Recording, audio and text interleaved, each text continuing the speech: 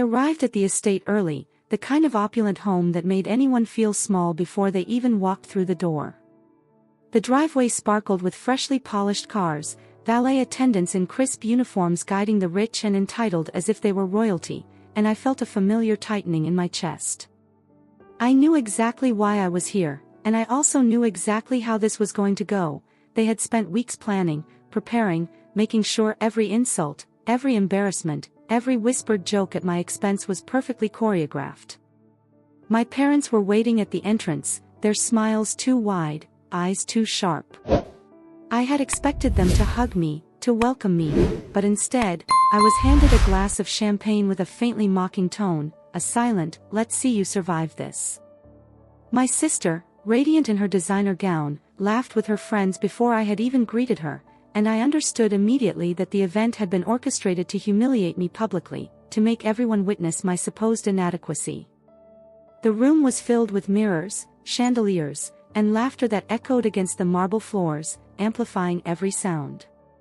I could feel the weight of every judgmental gaze, the subtle smirks, the restrained giggles, the pointed whispers aimed at me, and for a moment, I allowed myself to feel the sting. And then I reminded myself, quietly, that while they had planned this carefully, they had no idea who I really was, no idea how long I had been preparing, no idea that every slight would soon become a stepping stone to my own subtle and precise revenge. I walked slowly past the clusters of laughing relatives and her friends, holding my posture calm and collected, each step deliberate, measured, as if I belonged, even though I had never felt more like an outsider. The air seemed thick with expectation, a collective belief that I was about to falter, and I could see it in their eyes, the confidence that they held all the cards, that this gathering was a stage for my embarrassment. My sister's friends giggled at a joke that was clearly about me, and my parents exchanged glances that spoke volumes of pride in orchestrating my supposed humiliation. I could feel the tension building, the pulse of anticipation like a drumbeat in the room, and I smiled internally. This was my moment to observe, to catalogue every move, every word, every gesture that could later be used in my own favor. I wasn't going to react immediately. I wasn't going to let them see me falter. Instead, I would let the room set itself up for my controlled, quiet retaliation. The first whispers of laughter brushed past me like ice, and I felt the sting, not because I lacked confidence, but because I knew the depth of their cruelty. They were trying to make me small, to reduce me to a caricature, and every glance, every joke, every subtle nudge was an effort to remind me that in this room, I was insignificant. And yet, as I took my place among them, I felt a simmering power grow inside me. I had endured years of this kind of manipulation, cataloging every insult, every act of arrogance, and I had stored it, not as trauma, but as fuel. Tonight, the fire they had lit in my humiliation would become the very source of my strength. My hands remained steady as I poured myself a drink, my smile polite but my mind racing, mapping out every way this event could be turned to my advantage. As the night began, my sister's friends moved closer, their laughter now a chorus aimed at my every movement. They didn't notice the careful way I observed them, cataloging their mannerisms, their insecurities, the subtle cracks in their facades. My mother whispered something to one of her friends, her voice dripping with triumph at the anticipated spectacle, and my father nodded, convinced of their control over the room. And yet, I remained calm, every step, every word, every gesture controlled. I had learned long ago that true power doesn't shout, it waits. It observes. And it strikes at the precise moment. I was patient, and patience, I knew, would be my greatest ally tonight. I moved through the room, engaging politely with distant relatives, making small talk, letting them think I was unaware, letting them think I was meek and ready to be embarrassed. Every detail was noted, the way my sister's friends leaned on each other for approval, the way my parents' smiles were slightly too rigid, the subtle fear hidden beneath their confidence. I understood completely that they were building a narrative, one they believed I could not break. But the beauty of patience is that it allows one to control the narrative without raising a hand, without causing a scene, without letting the aggressors know that the table had already been set for their undoing. I felt the weight of every eye, every whisper, every judgment, and I allowed myself a deep, silent satisfaction. I wasn't angry yet. Anger is visible, and my parents thrived on visibility. What they didn't see, what they had underestimated, was that I had been preparing for this very moment for years, studying their patterns, noting their arrogance, observing their insecurities.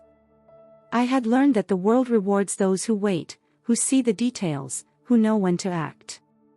And tonight, I would act, quietly, deliberately, and with devastating precision.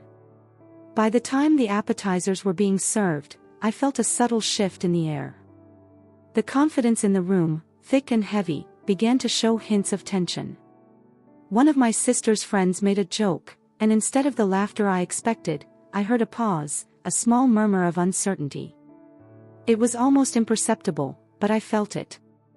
The first hint that the house of cards was ready to fall, and I smiled quietly to myself. The night was still young, and yet, the seeds of my subtle, unstoppable revenge were already taking root. As the evening unfolded, the humiliation stopped being subtle and became deliberate, almost theatrical, as if my family needed an audience to validate their cruelty.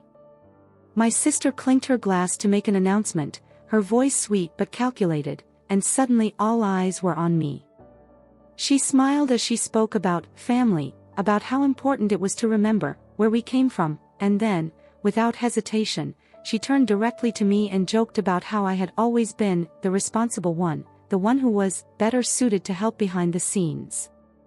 Laughter erupted instantly, loud and sharp, bouncing off the marble walls, and I felt the heat rise in my face as one of her friends handed me an empty tray, asking, no, telling, me to help clear the table since I looked like I had experience. The insult wasn't accidental. It was rehearsed.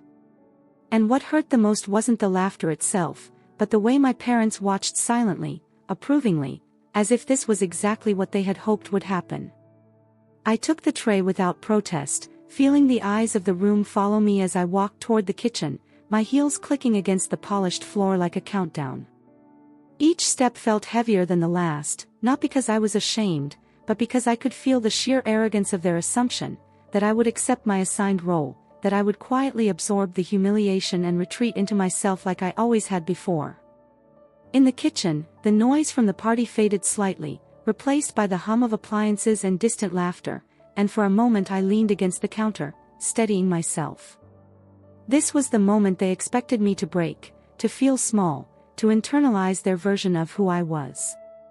Instead, I inhaled slowly and reminded myself that this was exactly where I wanted them to think I belonged. Let them underestimate me. Let them believe the lie they had created. When I returned to the main room, tray in hand, the laughter intensified, and I noticed how my sister's friends whispered to each other, their eyes gleaming with satisfaction.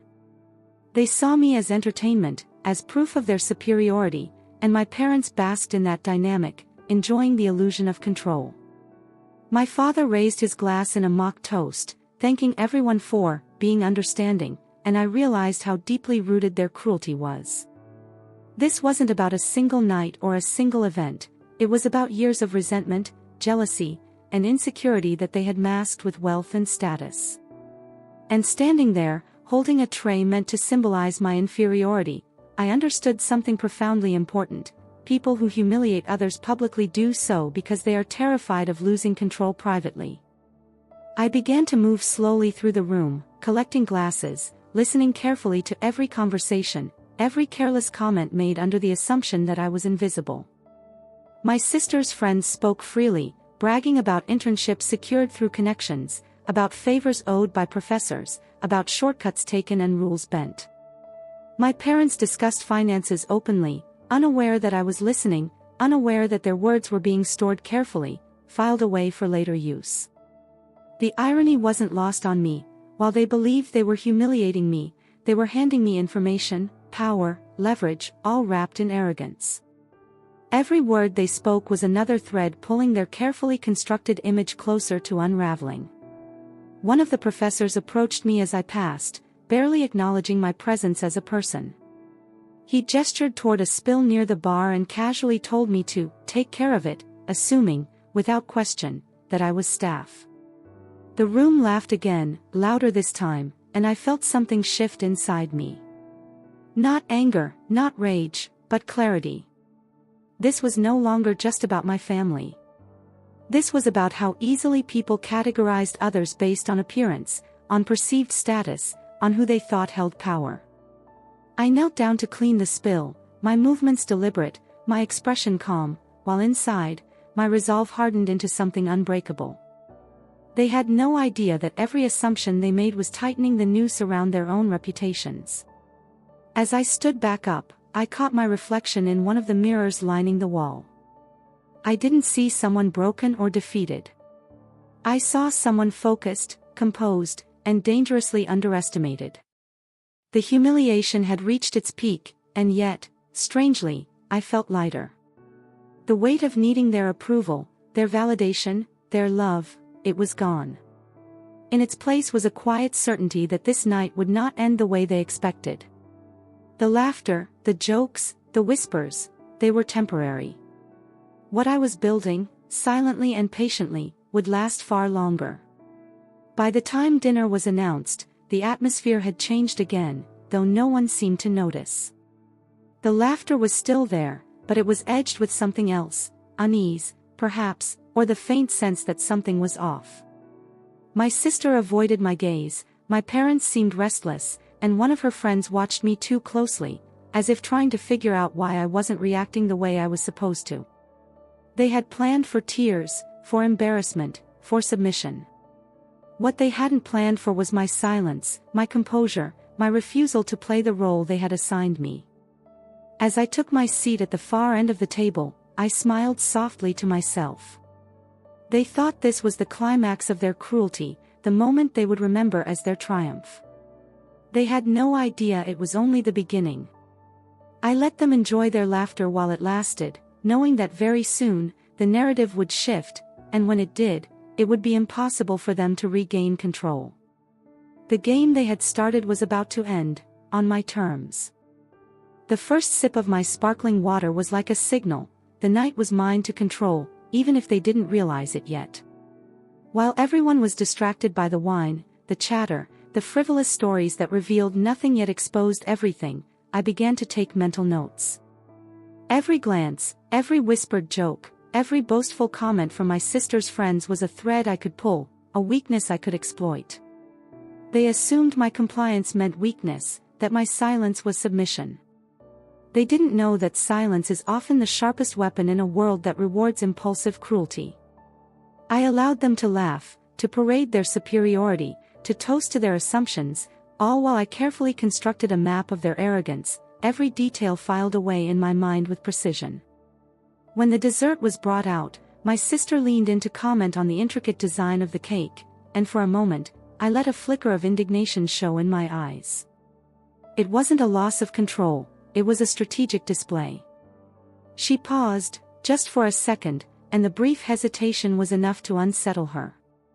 I watched how quickly she returned to her rehearsed composure, how the nervous edge disappeared behind her practiced smile. The room never saw it, but I did. That split second revealed her fragility beneath the polished exterior, and I realized that all their rehearsed performances were built on sand. One misstep, one moment of overconfidence, and the whole facade would crumble. And I would be ready when it did. As the party continued, I noticed subtle cracks forming. A friend of my sister, who had been boasting about connections in the legal world, fumbled over a name, revealing not just ignorance but insecurity, the kind that thrives in overconfident company. My parents, oblivious, laughed louder, filling the space with their own overcompensation.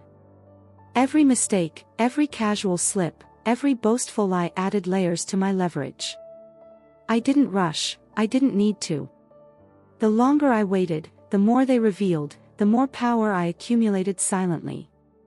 By the time the speeches began, I wasn't just observing, I was cataloging, strategizing, preparing the precise moment when the tables would turn, and when that moment came, it would be absolute. Then came the toast from my sister's professor, the one who had earlier told me to sweep the floor. He raised his glass and spoke of potential, talent, and achievement, completely unaware that I was listening, aware that his words were meant for others but resonated with me differently. I realized that in this moment, their greatest mistake was assuming that my dignity could be dismantled with a simple gesture of humiliation. They didn't understand that the real power of a person isn't measured by how they are treated publicly, but by how quietly they prepare for the day when they reclaim their own narrative. Every chuckle, every glance, every condescending comment was fuel, and I absorbed it all without a word.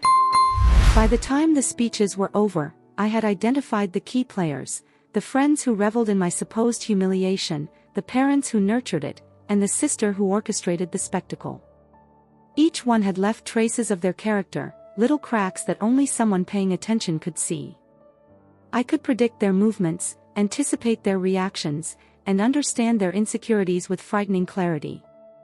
While they thought they were controlling the room, the event, and the narrative of the night, I was quietly constructing the counterstory, one that would leave them speechless, one that would reclaim every ounce of respect they had tried to strip from me. When the music started, and the laughter began to soften into casual dancing and mingling, I allowed myself to move among them, my posture perfect, my expression calm, my smile serene. Every conversation I joined, every toast I offered, every laugh I gave was calculated, precise.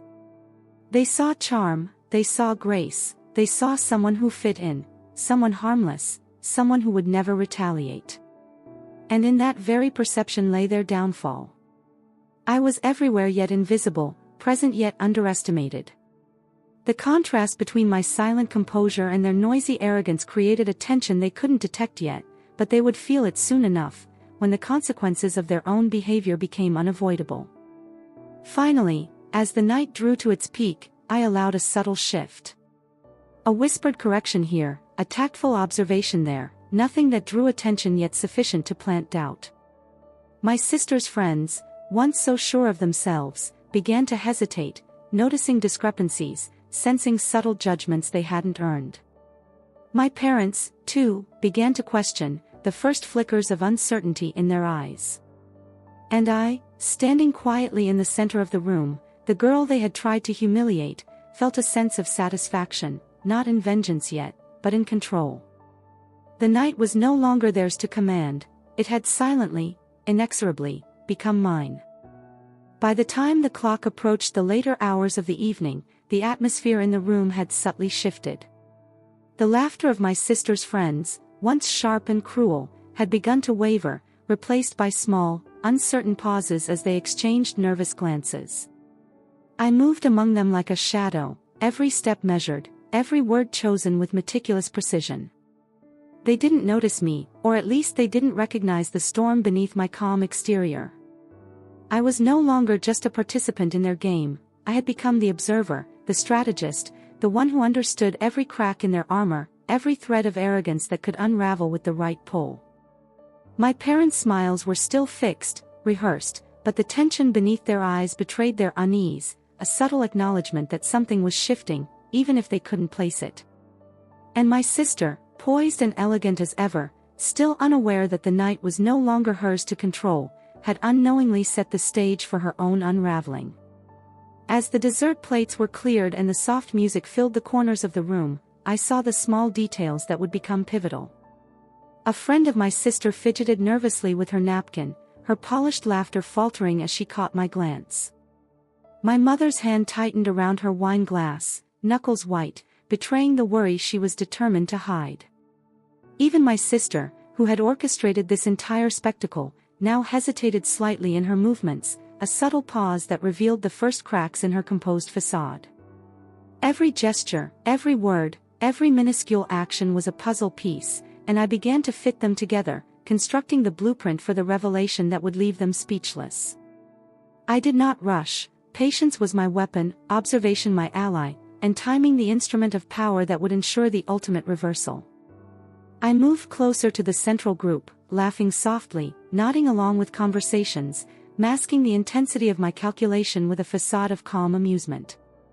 The air around me began to change imperceptibly. The friends who had laughed at me, who had assumed their superiority, now glanced toward me more frequently, their eyes uncertain, their previous confidence wobbly. They didn't understand that I had been absorbing every slight, every condescending remark, every whispered insult, and storing them not as wounds but as leverage. And leverage I had. I could orchestrate their perception, direct their attention, and manipulate the flow of the room without ever raising my voice, without ever making a scene. My control was invisible, yet absolute. A subtle whisper, a well-timed correction, a carefully phrased compliment, all strategically placed, began to unsettle the group. A friend of my sister's misquoted a detail about a lecture, and I quietly corrected them, ensuring that the acknowledgement went unrecognized by the room at large, yet felt deeply by the individual. My sister's friends were now internally questioning themselves, unsure whether their assumptions about me had been accurate. My parents, sensing the tension but not the origin, exchanged anxious looks. And through it all, I maintained the illusion of innocence, grace, and harmlessness, the very qualities that had allowed them to underestimate me in the first place. Every subtle nudge, every invisible move, was leading toward a moment of revelation that would be felt rather than shouted, understood rather than witnessed. Then came the decisive moment. The professor, the one who had earlier looked down upon me, made a casual remark meant to dismiss my presence. I allowed myself a measured smile, one that conveyed serenity and quiet confidence. When I spoke, it was in a voice calm yet undeniable, soft yet resonant, the kind of voice that commands attention without demanding it. Every word was precise, chosen to illuminate the contrast between perception and reality. I reminded them subtly, almost conversationally, of my achievements, my authority, and the respect I had earned through years of dedication and hard work. The shift in energy was palpable, the laughter faltered, the smiles grew tense, and the air that had been thick with condescension now trembled with acknowledgement. They realized, finally, that the girl they had laughed at, the one they had assumed was beneath them, was far above them in every meaningful way. By the end of the night, the subtle but undeniable transformation was complete. They could sense it, though no one would speak of it aloud. The balance had shifted. I was no longer the target of their mockery. I was the silent authority in the room, the unseen force that had controlled the flow, dictated the perceptions, and reshaped the narrative entirely on my terms. The laughter that had once echoed cruelly now felt hollow, replaced by the unspoken recognition of my presence and power. My sister's friends, my parents, even my sister herself, now understood that the night's events would no longer be a reflection of their dominance, but a testament to my composure, strategy, and quiet resilience. And though no one else might articulate it, the unassailable truth hung in the air. I had won, and they had been outmaneuvered without a single shout, a single public confrontation, or a single act of vengeance. The last laugh was mine, but it was silent, it was dignified, and it was complete. The room had changed. What had begun as a celebration filled with judgment, condescension, and cruel whispers now pulsed with a new energy, one I had quietly cultivated over the course of the evening. My sister's friends, once loud and self-assured, now moved with hesitation, their confidence fractured by the subtle but undeniable shift in authority. I didn't need to shout or make a scene, my presence alone carried weight. Each step I took across the room was deliberate, measured, an assertion of control.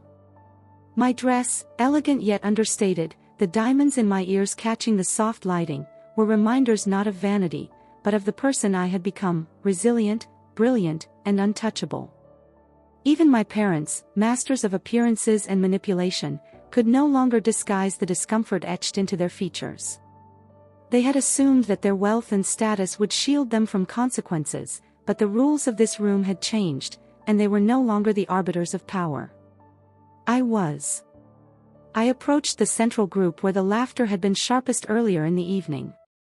A friend of my sister's, the one who had sneered at my choice of shoes, now looked at me with an unsteady gaze, a flicker of recognition crossing her face as she realized that I was no longer the same person they had attempted to belittle. My voice, when I finally spoke, was calm, melodic, and precise, carrying across the room like a gentle yet unstoppable force. I did not raise it unnecessarily, nor did I linger on past slights. I simply reminded them, quietly but with undeniable authority, of the accomplishments, struggles, and victories that had defined me long before tonight. The energy shifted further, subtle yet irreversible. The laughter that had mocked me now seemed almost apologetic, uncertain, as if they were glimpsing a side of me they hadn't anticipated, a combination of intelligence, dignity, and a quiet, commanding power that could not be shaken by their attempts at humiliation. As the evening progressed, I allowed small gestures of recognition to ripple through the room.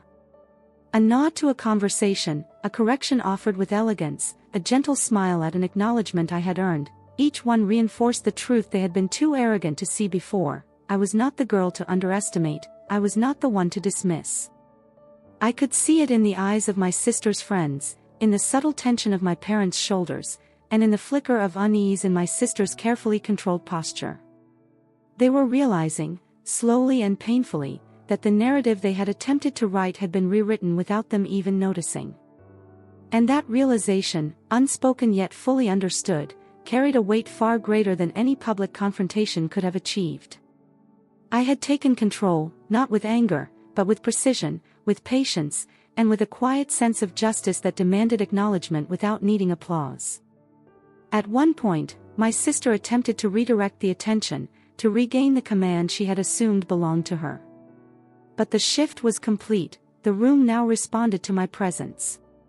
Even her carefully rehearsed jokes fell flat, her friends' attention already subtly aligned with me, their expressions betraying the respect, the awe, the understanding that she was no longer in the driver's seat. My parents exchanged brief glances, a silent admission that their attempts to humiliate me had failed, and perhaps for the first time in decades, they recognized that wealth and appearances could not override integrity, intelligence, and unshakable composure. And my sister, poised and determined, finally looked at me with something akin to fear, not fear of me personally, but of the reality she could no longer control. I had dismantled the hierarchy they had assumed existed, not with rage or confrontation, but with calculated elegance and unyielding dignity. By the end of the night, the subtle victories had accumulated into an undeniable truth. The whispers of mockery that had followed me into the room were now replaced by a hushed acknowledgement of power. I did not need to point out their mistakes, their own awareness did it for me. I saw them quietly recalibrate their behavior, adjust their assumptions, and perhaps for the first time consider the consequences of underestimating someone who refused to be diminished. The night's festivities continued, but the balance of power had shifted irreversibly. I felt the calm satisfaction that comes from understanding that justice need not be loud, need not be vindictive, it simply must be precise, patient, and inevitable. And in that understanding, I was free, untouchable, and complete. As I finally stepped away from the crowd, taking a deep breath of the cool night air outside, the city lights stretching across the horizon like a silent witness, I reflected on the journey that had brought me here. Every slight, every whispered insult, every carefully staged humiliation had been a lesson in patience, observation, and self-possession. I had allowed them to expose themselves fully, to reveal their arrogance and entitlement, and in doing so, I had seized control without ever losing my dignity. The quiet satisfaction that filled me was unlike any fleeting triumph. It was the profound realization that I was the architect of my own story, that their laughter, their condescension, and their attempts at dominance had only highlighted my strength and resolve.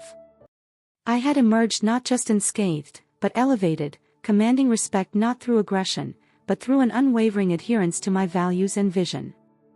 And in that moment, I understood the final, most powerful lesson: the true victory is not in humiliating those who sought to belittle you, but in existing so fully and gracefully that their attempts are rendered irrelevant. My sister's friends, my parents, my sister herself, they had all played their parts in a narrative they thought they controlled, but the story had always belonged to me. I had taken control, not through spectacle or anger, but through strategy, intelligence, and unshakable confidence. And as I walked through the quiet streets, the echo of the night behind me, I smiled, not with arrogance, but with a profound sense of justice fulfilled, dignity preserved, and the undeniable knowledge that the last laugh had, irrevocably, been mine.